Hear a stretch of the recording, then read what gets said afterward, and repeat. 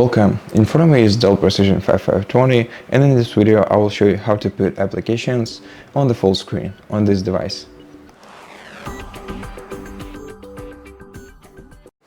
So to put any application, or maybe most applications in Windows on the full screen, all you have to do is grab the upper bar of the application and drag it to the top of the screen and simply release it. Then you can either drag it down to resize it, or you can also just double tap the upper bar of the application, and this will put it on a full screen. You can double tap it again to demaximize it, or you can use this button over here,